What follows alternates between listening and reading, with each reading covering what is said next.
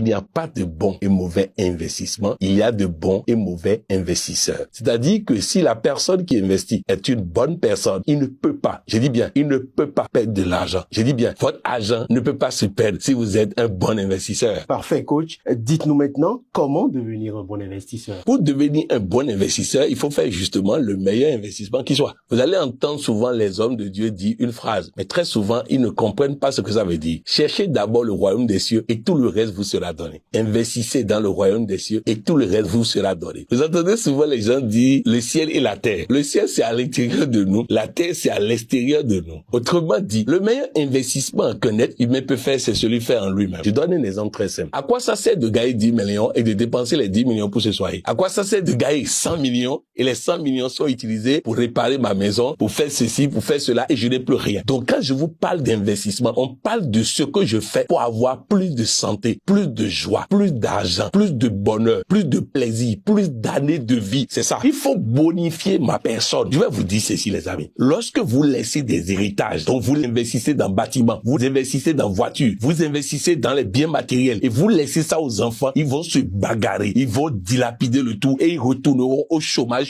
que vous voulez éviter. Mais par contre, si vous investissez en eux, ces enfants-là ne se préoccupent pas de votre héritage. Je vous défie de trouver un enfant de Warren Buffett qui va un jour manquer d'argent. Ça n'existe pas. Je vous défie de trouver un enfant de Bill Gates qui va un jour manquer d'argent. Ça n'existe pas. Ils n'ont pas besoin de l'héritage de papa. Warren Buffett a fait son testament. Ses enfants ne hériteront rien de lui, mais ils sont déjà en train de constituer leur fortune aussi parce que papa a investi en les enfants et non pour les enfants. Nous devons investir en les enfants, leur permettre d'avoir les connaissances, les aptitudes nécessaires pour que quelle que soit l'adversité, quelles que soient les situations, ils puissent s'en sortir. Oui, je rappelle, je l'ai dit au début, cherchez d'abord le royaume des cieux, investissez à connaître l'intérieur et vous aurez tout. Les Américains ont l'habitude de le dire autrement. Ils disent le continent le plus riche n'est pas l'Afrique. Le continent le plus riche, c'est le cerveau humain. Si vous dépensez à faire un bon investissement en vous-même, ce passage de la parole de Dieu va se réaliser dans votre vie. Vous entendrez derrière vous une voix qui vous dira voici le chemin. Autrement dit, quand j'investis en moi et que j'arrive à être en phase avec Dieu, j'arrive à concilier le ciel et la terre, l'intérieur et l'extérieur, à partir de cet instant, lorsqu'on me propose un business, il y a une voix en moi qui doit me dire vas-y, n'y va pas. Vous comprenez donc pourquoi je disais il n'y a pas de bons et de mauvais investissements, il y a de bons et de mauvais investisseurs.